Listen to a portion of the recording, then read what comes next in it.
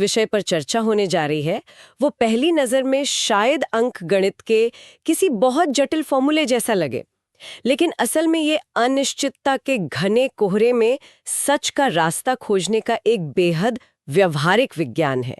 आज का ये गहन विश्लेषण बेयस थ्योरम और सटीक निर्णय लेने के विज्ञान पर केंद्रित है। जी, और ये विषय अपने आप में बहुत ही गहरा है। अगर हम मानव मनोविज्ञान को देखें तो इंसानों को अनिश्चितता से एक स्वाभाविक उलझन होती है।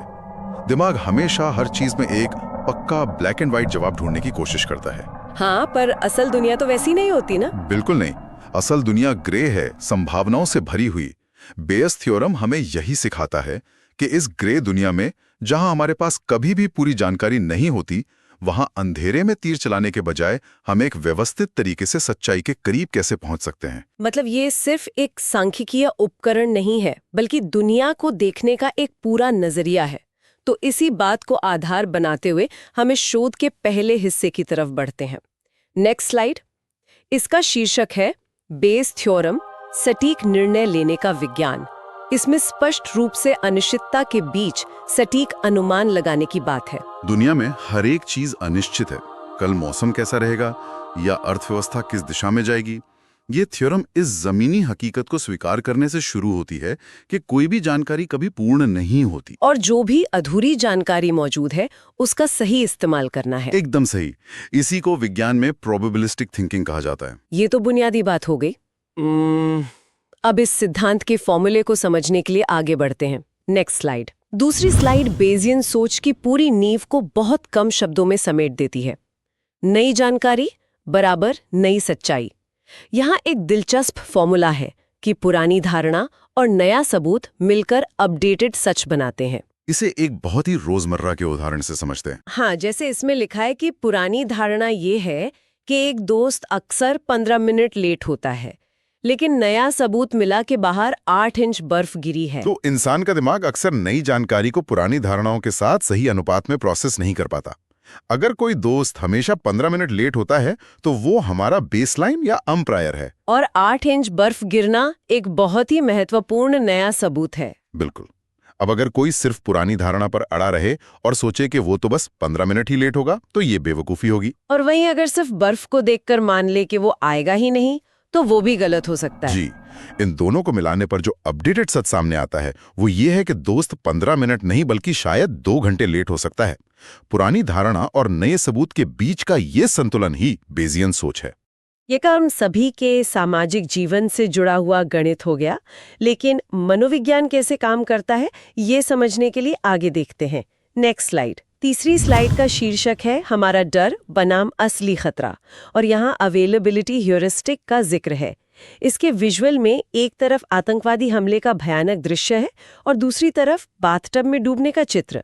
ये विरोधाभास क्या कह रहा है? ये मानव मनोविज्ञान की एक बहुत बड़ी कमजोरी को उजागर करता है।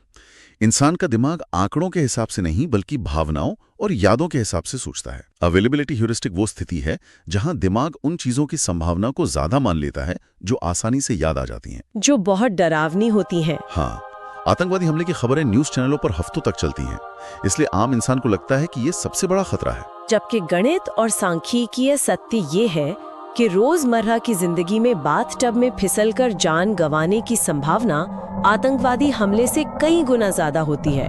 न्यूज चैनल बाथटब हादसों की ब्रेकिंग न्यूज नहीं चलाते, इसलिए दिमाग उसे खतरा नहीं मानता। एकदम सही विश्लेषण है।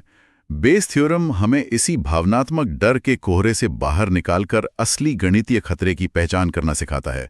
हमें अपने प्रायर को मीडिया की सनसनी से नहीं बल्कि असली आंकड़ों से सेट करना चाहिए। ये बहुत गहरी बात है।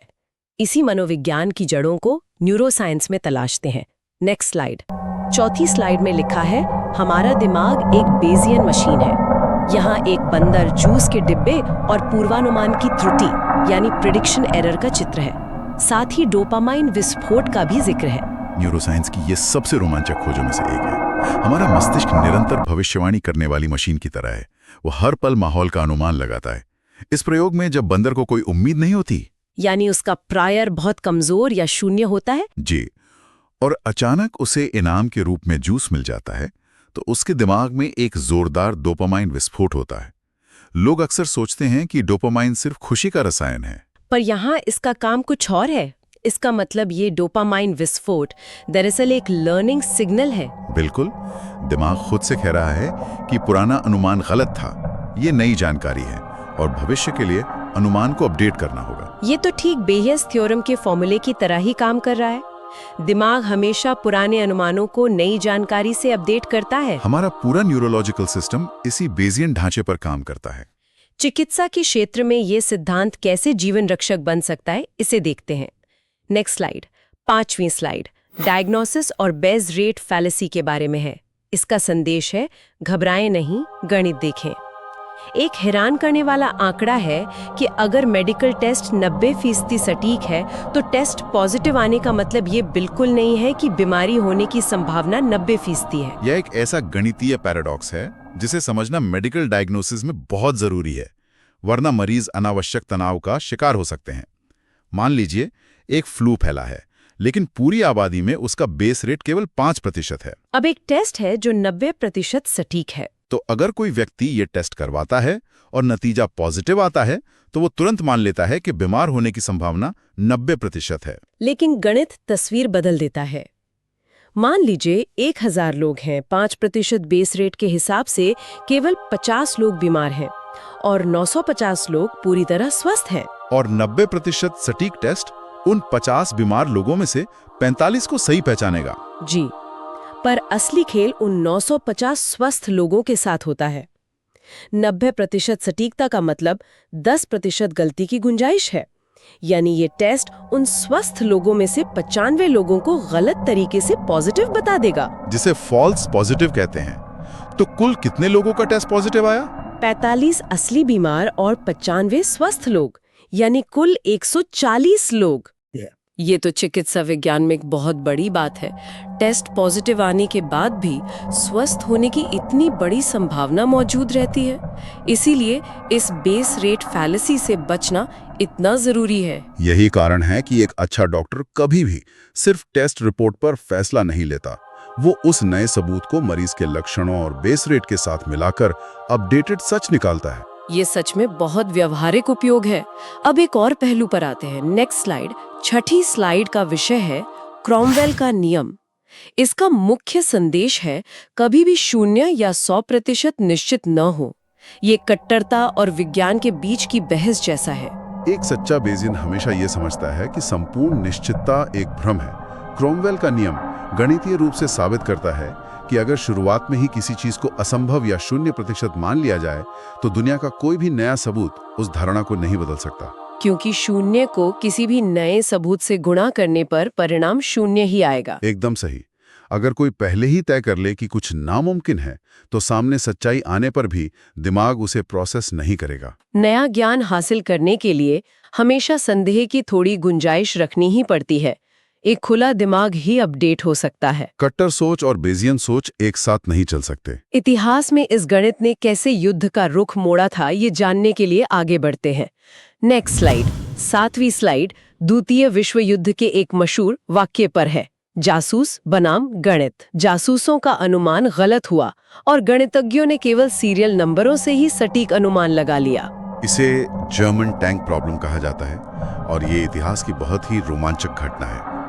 मित्र देशों के लिए ये जानना जरूरी था कि जर्मनी हर महीने कितने टैंक बना रहा है। खुफिया जासूसों ने कारखानों को देखकर अनुमान लगाया कि हजारों टैंक बन रहे हैं। लेकिन गणितज्ञों ने उन पर भरोसा नहीं किया। उन्होंने एक अलग एविडेंस इस्तेमाल किया। जी, जो भी जर्मन टैंक नष्ट होते उनकी गियर बॉक्स पर एक सीरियल नंबर लिखा होता था। गणितज्ञों ने इन्हीं नंबरों को नया सबूत माना। अगर उन्हें 14, 45 और 82 नंबर मिलें तो बेजियन अपडेटिंग का इस्तेमाल करके उन्होंने सिद्ध कर दिया कि अगर उत्पादन हजारों में होता तो इतने कम नंबर मिलने की प्रायिकता बहुत कम होती। बिल्कुल, गणितज्ञों ने अनुमान लगाया कि जर्मनी हर महीने 250 से कम टैंक बना रहा है और युद्ध के बाद जब असली दस्तावेज मिले तो ये आंकड़ा एकदम सटीक निकला। और इसी सिद्धांत का उपयोग करके एलन ट्यूरिंग ने एनिग्मा कोड भी तो तोड़ा था ना। हाँ, जिसने युद्ध को कई साल पहले खत्म करने में मदद की। यह गणित की अभूतपूर्व जीत थी। ऐसी ही जटिल समस्या को सुलझाने के लिए आगे देखते हैं। नेक्स्ट स्लाइड, 8वीं स्लाइड, समुद्र में सुई ढूंढने यानी डीप सी सर्च के बारे में है। यहाँ महासागर को ग्रिड्स में बांटा गया है। जब महासागर में कोई पनडुब्बी या जहाज डूबता है तो उसे खोजना नामुमकिन सा लगता है। ऐसे में पूरे संभावित इलाके को छोटे छोटे ग्रिड्स में बांटकर हर ग्रिड में मलबे के होने की एक प्रायिकता तय की जाती है, समुद्री धाराओं के आधार पर। और फिर जैसे जैसे खोजी जहाज वहां जाते हैं उन्हें नई जानकारी मिलती है। अगर रडार पे कोई सिग्नल मिला या थोड़ा तेल दिखा तो ये नया सबूत सिस्टम में फीड किया जाता है, जिससे हर ग्रिड की संभावना अपडेट हो जाती है। और जिस ग्रिड की संभावना सबसे ज्यादा हो जाती है, सारी मशीनरी वहीं लगा दी जाती है। जी, कई ऐतिहासिक सर्च ऑपरेशंस इसके बिना सफल नहीं हो पाते। तकनीक में ये कैसे शामिल है, ये देखते हैं। Next slide. 9वीं स्लाइड मशीन लर्निंग और रोजमर्रा की तकनीक पर है।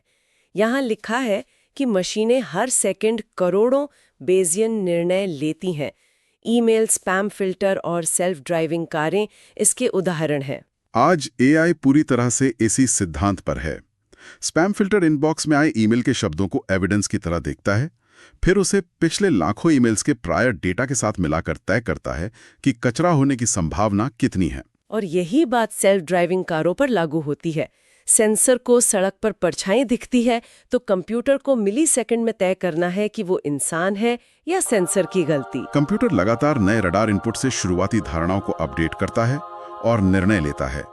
मशीनें भावुक नहीं होती, वे सिर्फ बेजियन गणित करती हैं। इंसान पुरानी मान्यताओं से कितना चिपक कर रहता है, इसका उदाहरण आगे है। Next slide. 10वीं स्लाइड मशहूर मॉन्टी हॉल समस्या के बारे में है। संदेश है, जिद्दी मत बनो, स्विच करो।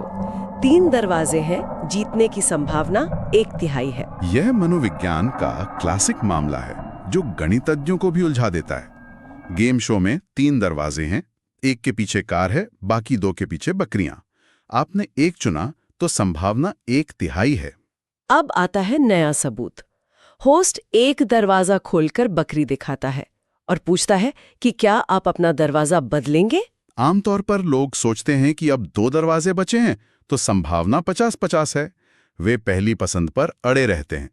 लेकिन बेजिलियन गणित कहता है कि जब होस्ट ने बकरी दिखाई तो बचे हुए दोनों दरवाजों की 2/3 संभावना सीधे उस एक बंद दरवाजे पर शिफ्ट हो जाती है।